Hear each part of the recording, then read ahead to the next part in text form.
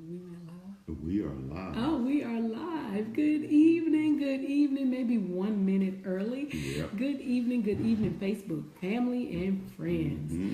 We're Georgia and Ashima Tab, and we're with you this evening, coming to you with Couples Coaching One-on-One. And this is our 18th episode. Yep. And tonight we got part 2 of Banking, Saving, and Investing Together. But before we get started on that, we're going to go ahead and give you our disclaimer that this is a public forum. Anything that you say or place in the comment section is public and all can see. So please be aware of that.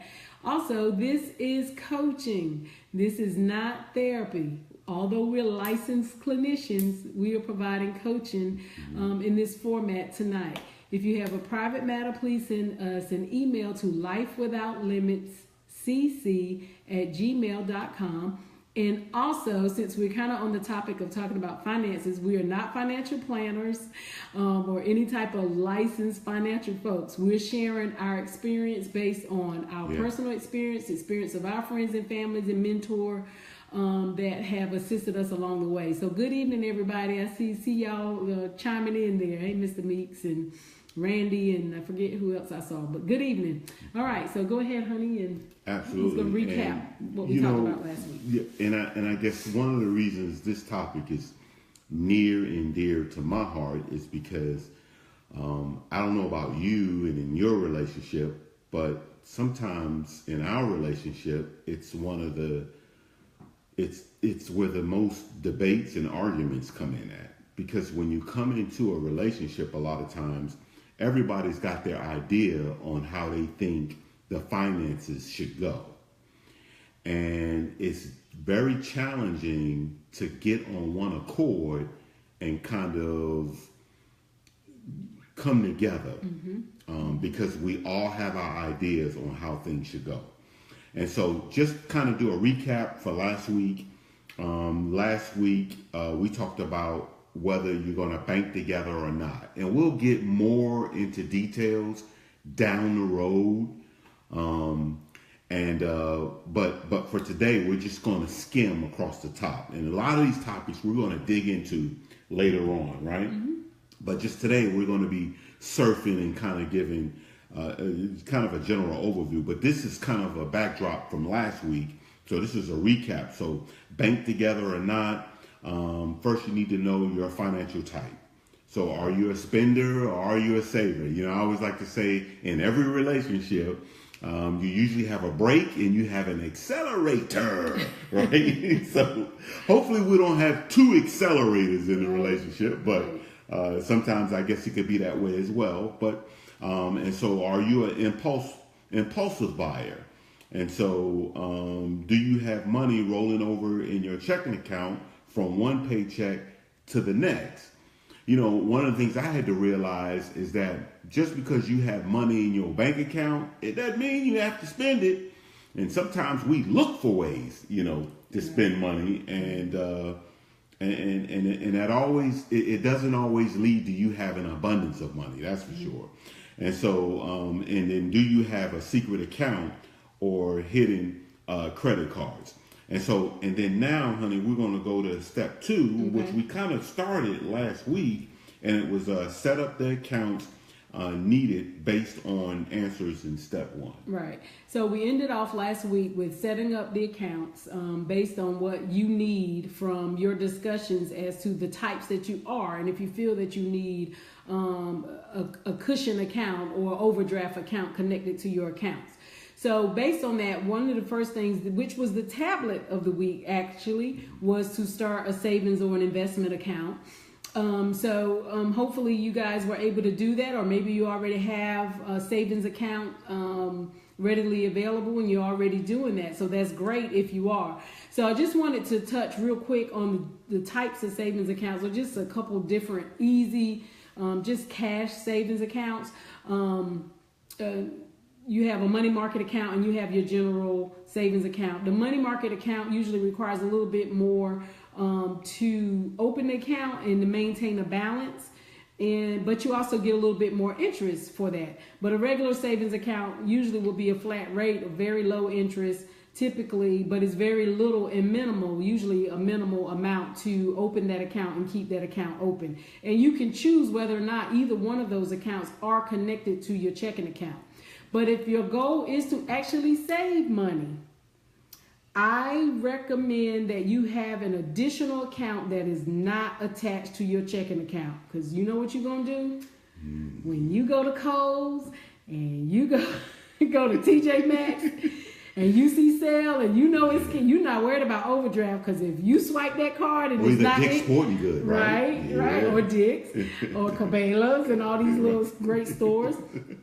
So if you go in and it may make you may be tempted to overspend. You may be tempted to say, well, I can do that. I got a little extra cushion now. I can spend.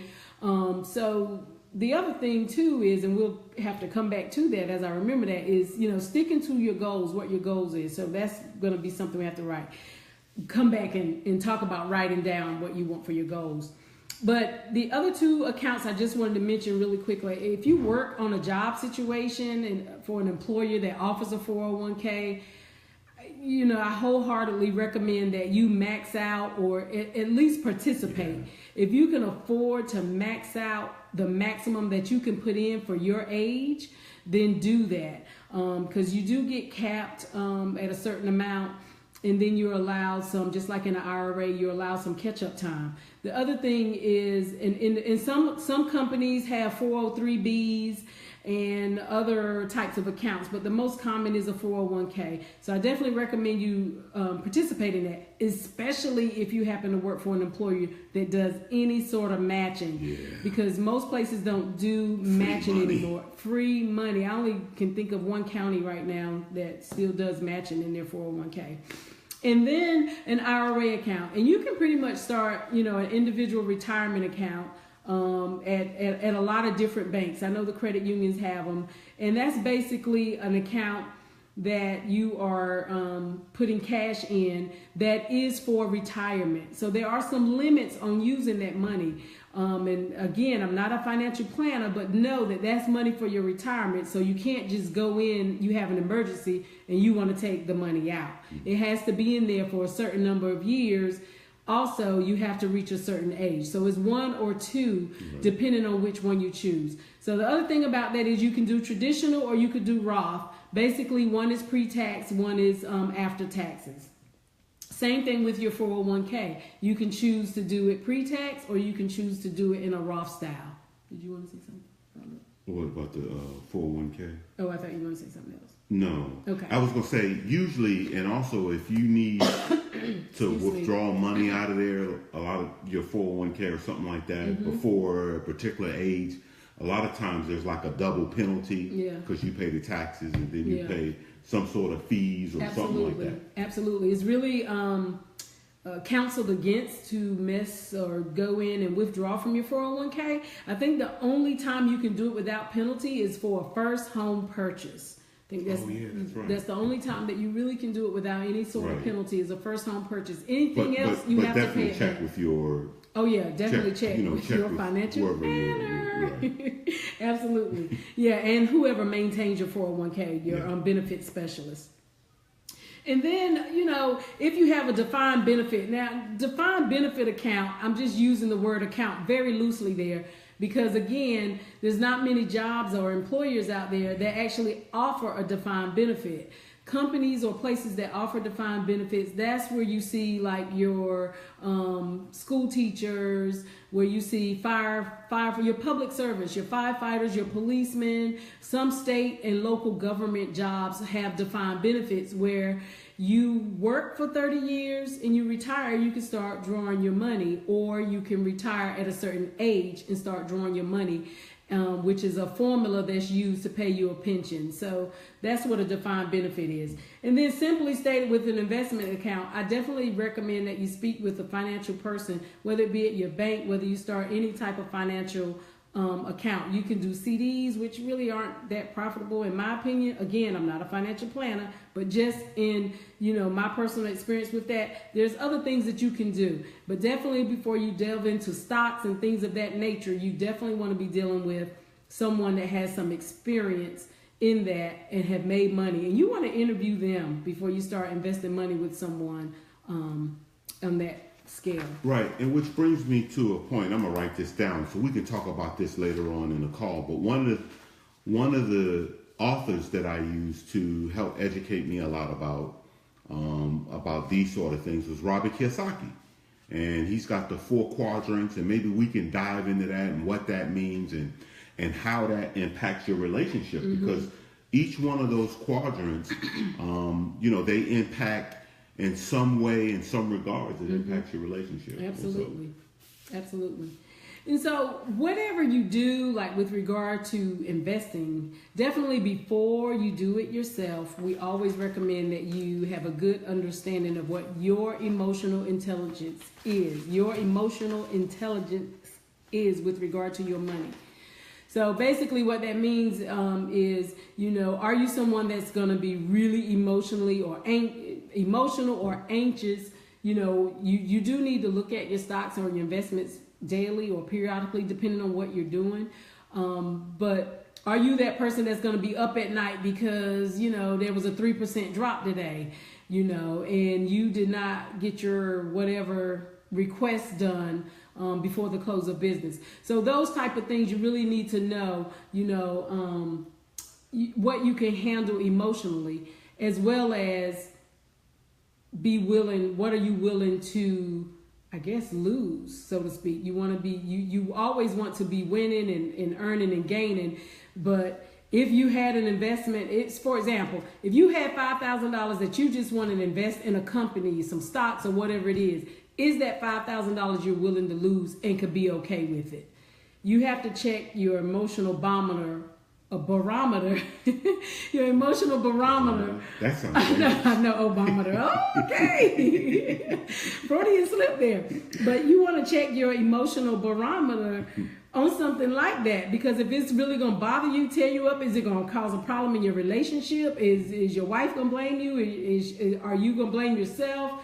Is he going to blame you because you thought this person was worthy and capable of handling? Like, those sort of things you really have to know going into before you start getting into investing money. Yeah, and when you say emotional intelligence, it honestly, it's really something that you can develop if you don't have it, to be able to invest yourself. But I think it really takes just remember, it's a journey and it's not an event. So it's a journey. So if you do decide to invest yourself, whether it be in real estate, whether it be, in stocks or commodities or the forex market or something like that, just remember it takes a journey. And usually Malcolm Gladwell talks about I think it's the outliers, but he talks about the 10,000 hours, doing something for 10,000 hours, and that works towards just about everything, and so everything takes roughly 5 to 7 years, okay, for you to get proficient in it. And so you, like Yashima said, you do have to be willing to lose in order to gain, because sometimes gaining is in losing and losing is in gaining. Absolutely. And I hope you're completely confused like I am. All right. So the next thing we want to do is we want to move on to the next step, which is step 3. So step 3 builds upon 1 and 2. So step 3 is simply whatever you decide to do with regard to your savings, make sure that it is automatic. And what do I mean by that? Basically, do you get paid every 2 weeks or once a month? Whatever you're doing for your savings, it needs to happen whenever that paycheck comes in. If you're able to do it via your employer, depositing it directly into that account, a lot of employers will allow you to have at least 2 different banks that you can, put your money in. for savings, go ahead and set that extra account up to where the money is coming out automatically from your paycheck. That way you don't have to think about it. And the reason why you want to make it automatically is because, one, you don't have to think about it. And number two is, once that money is already gone and divvied up, as I say, that's money that you don't have to worry about spending or just sitting there and that's going to get spent on something frivolous or something that, you may regret spending it on later. But it's also building your future. So it also helps your money grow faster, because if you make it automatic, the money is going to be there on a very systematic and consistent basis, which means, if you're getting a certain interest rate, your money is already there. And you're getting, that interest on that, and it's building faster, and your account is building up faster. Yeah, I can't remember who the author of this book was. There was a book written called Start Late, Finish Rich. And a few years back, and it was just a great book on like the average millionaire in the United States. And so this guy, and this is one of the things he postulates in this book, is how to start late and finish rich. Okay, so it is possible. Also, I want you to think about something else. And I can't remember the book I got this out of, but I know a lot of you guys have heard of this story about the penny doubled over 30 days. A father was, giving out his inheritance, and he had two sons, and he said, one of you, I'm gonna give you $1 million, or I'm gonna give you a penny doubled over 30 days. Well, one of the sons said, well, Dad, give me the $1 million, okay? And then the other one got to thinking, and he said, well, Dad, give me the penny doubled over 30 days. Now, if you do a penny that's doubled over 30 days, you'll find out that it's over, I believe it's over $5 million. I think it's 5.5 million after 30 days. But on the 16th day, David Bach, that's right, that's the book. Start Late, Finish Rich. Thank you, Dwayne. And so, so the penny doubled over 30 days. So don't be dismayed or disillusioned because you're only saving $50 a month. Okay, you do the math over 10 years, over 15, over 20 years, it can be a lot of money. So it's all about the habit, and it's all about getting started and not having to make a decision about it every month. Because if you manually have to do it, then you're going to be saying, well, I can't afford to this month. I got this due. My kids need this. I'm going on vacation this month. So for June, July, and August, I ain't going to be able to do anything. But if it's automatic, you don't have to think about it. Therefore, you don't have to make a decision about it every time that draft comes out. Absolutely, absolutely. And I remember when we first started making it automatic, before we made it automatic, because I was like, I can handle that. I can go every week and make this deposit or transfer or whatever. I did it for about 2 or 3 weeks. And then after that, it was like, what? And so it's definitely easy to make it automatic. And the same thing, just your 401k is automatic. When it's automatic, that not having to think about it, and then you'll look at your statement, you'll be like, whoa, and you'll see how much money that, you can grow. And that could just be cash that you're saving for you and your family. So, we got about 2 minutes. So instead of delving into the next topic or the next step, which is going to be, I'm going to tell you the topic for the next step, basically, or what the next step is, because it's going to be the tablet for the week. And that is to know your credit score. It's so hard for us to, like in families growing up, and listening and watching to talk about money and finances. Some people say, I never heard my parents talk about money. I know we never really talked about money in front of kids. And when I started like teaching them and telling them how much stuff really costs and how much it costs to run our household, my daughter was like, oh, I don't want to know. I don't want to know. I don't want to know.